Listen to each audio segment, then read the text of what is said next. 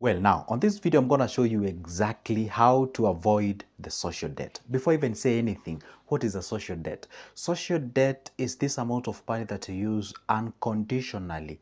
What does it mean? Without even you knowing. And you do this because you feel like you are financially obligated to prove a point to people that you have money.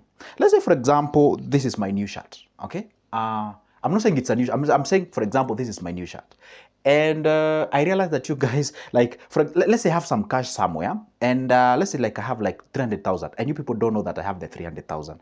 So I can go ahead and buy this like an Apple Watch or something, or buy this shirt just to prove to you, because I cannot tell you, hey, come I show you my bank balance, because I cannot show you that. So what I do is that I spend buying this shirt, for example, or spend buying a watch, or buying this pen, or something of sort, either conditionally or unconditionally, without me knowing, or the whole purpose of me doing this is to prove to you that I have money. And this case happen in most of the times from the middle incomers. And allow me to just tell you the way it is in black and white. You find that most of the people who get themselves into this problem, they suffer from the social problem or the social kind of recognition or something. They have what we call low self-esteem. So when you have low self-esteem, you tend to look for external things to prove that to people that you're worth. Let's say, for example, you think that people think that you're worthless. And maybe let's say something went by and you got the cash. So you buy yourself, say, a Mercedes Benz, which is an amazing company. I love them. So you buy that car from the Mercedes company. Now you have your Mercedes Benz here. Now what you're doing, not really you really need that car, but you just want to get that car because that car gonna help you prove to people that you're actually worthy than they thought you are. So what exactly you're doing, you're saying like, hey, you know what, Mercedes Benz, you just go ahead and prove to people that I'm worthy. So for you don't have that capacity to just do the thing that you can do it without you proving a point to people. And that's why you find some people, and this is the question. Can you imagine this? Getting into a loan to buy a car that you, definitely by you getting that car by a loan simply means that you cannot afford it. But of course, I stand corrected to some of the areas where you can be able to get a loan, maybe to go and invest in something of sort. Okay. Now, see, in most cases, people buy those cars because they can afford that. They cannot afford it, but you need it. And once you buy that car, you pull over to your friends, and they're like, "Wow, wow, wow, wow." Can you just imagine this? You got yourself into 2, 3, 4, 10 million loan just for you to get wow, wow, wow, wow done. After that, you go back to your realities. You keep on paying the loan, you're paying back those loans and what have you. And guess what happens? If someone else pulls over with a far much better car than yours, guys will shift their attention. Wow, wow, I think this is, you get what I'm saying? So now, see, that is what we call the social debt. It's not really like a debt that you have, but it's a thing that you finance for your existence, of which is not even a necessity in the first place. That's what we call the social debt. Now, having explained that, I know some of you have already, I now know the solution to that. But guess what? Hang on, just hang on. There might be something that you didn't know. Okay, now, see, on this social debt, let me just put it on board. See, I love like writing, I was about to say lighting. My Canva is showing. For those who are Kenyans know what the Canva means. Social debt. Okay. Now, the way to avoid this, because most of the people operate in something called, there's something called, there's something called what? There's something called spotlight effect. That's like a spotlight or a torch, or I don't know what you guys you call it, flashlight. Yeah, that's the point. A flashlight that you just put it on and there is a whole light, and then here you are. Okay, you operate as if this flashlight is operating on you, is actually shining on you, and you realize everyone is actually watching. So what you do, this is just a subconscious thing that makes sort of let you think like as if everyone is watching you. It's like everyone is bothered by what you have, where you live, what you eat, and what you drink. And this is why you find most of the people tend to succumb on the social media. And this is why you find your celebrities, they fake their lives. Why?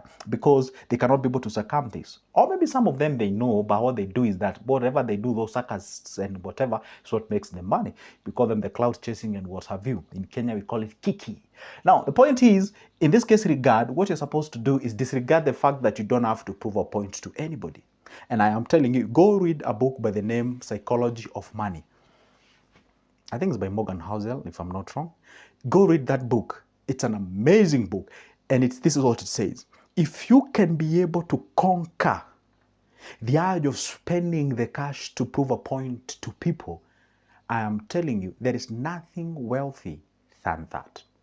I repeat in slowly. If you can be able to conquer the urge of spending your money to prove a point to people that you're indeed wealthy, I'm telling you that is the greatest thing that you have as far as the wealth is concerned. Simply means mind your own business. That's all. Like, let's say, for example, I can manage to buy a car. It doesn't mean that necessarily that I have to buy the car to prove to you people that indeed I can be able to buy a car. Did you get my point? So that is exactly, those are the things that you're supposed to consider for you or before you do anything related to the cash decision. So in that case regard, you find most of the people, especially the middle-incomers, let's say you meet somebody A or B, they are your friends or maybe you work together. So probably you anticipate or you kind of, what do you call it? Like, there are some people whom you can meet, knowing what they do, you can approximate how much they make, and then you run that against you as you feel like, you're on the same page. And then you realize that guy actually bought a car. Now you're like, okay, I think the next thing I should get as well is a car. Boom, you go get a car. Oh, by then the next guy actually did buy a house. Oh, you go get yourself a house. Or maybe guess what? The guy actually takes his kids to an extra school, and everybody knows an ex school is quite an expensive school and what have you. So you take your kids to that kind of a school. So, but there's some of the underlying factors that you did not consider. So what you're doing, they're doing what we call unhealthy competition. You see, and this is the difference between a competition of the wealthy and the rich. Not the really competition of the wealthy and rich, the competition of the poor and the rich. See, the competition of the poor is about acquisition of the consumption products. Is when I show you I'm on a nice shirt, I'm on a nice shoe, I'm on a nice, but watch is a bit debatable. There's some of the watches that are actually wealth storage kind of thing or something of sort. But you see, we compete on, like, I have a recliner, I have a watch. You compete on some, allow me just to call them, funny things. They are necessary, they are okay, they are great, they are good, we have them in our houses. But those are not the basis of the competition. Just because of you showing, you see, when a poor person, allow me to use the name, okay?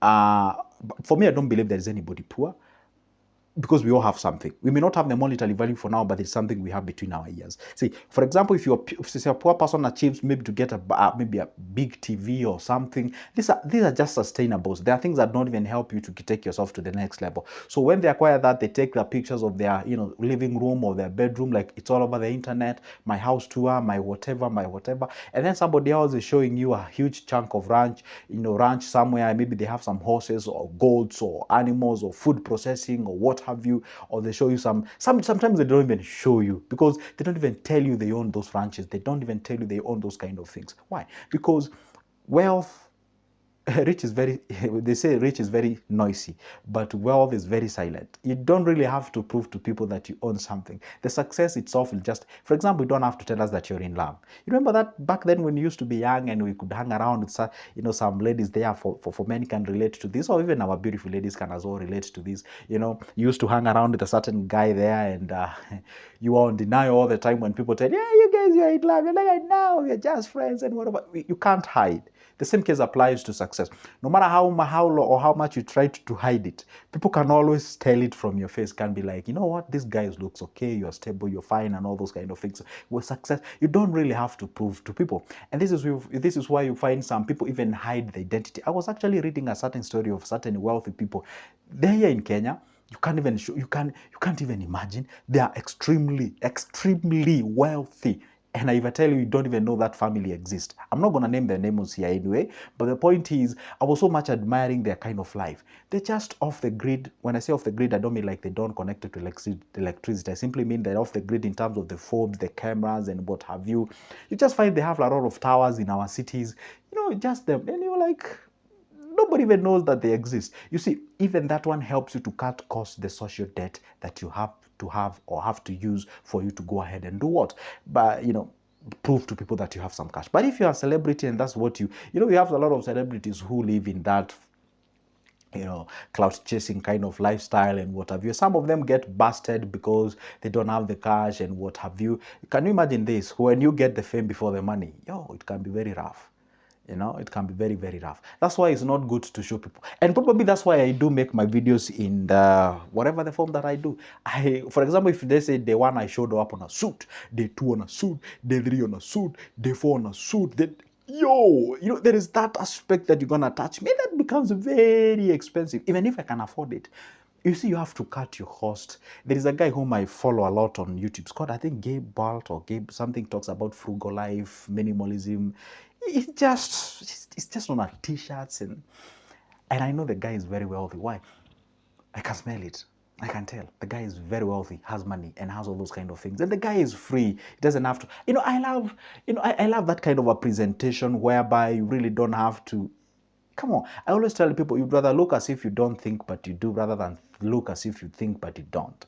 Anyway, that's my submission as far as you avoiding the social debt. Please, or guys who we call them the middle incomers, please, please, please try as much as you can to avoid that social debt, because it can take you into lots of problems. As far as the finance is concerned, it can take you to graveyard.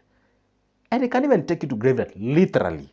So be very, very careful, because that is actually a thing that is killing most of the people's dreams, social debt. By the way, you can even call it the fit-in expenses. They're called the fit-in expenses, the social debt, however you're going to call it. But the fact remains, you're supposed to take care of those specific things. And guess what, guys? That marks the end of my video, but don't forget to leave me a comment on the comment section. Make sure that you go ahead and grab that number of mine. Let's talk business. Let's talk investment. For now, it's a goodbye. Don't forget as well to go ahead and like the video, comment, and also subscribe to this channel. See you there.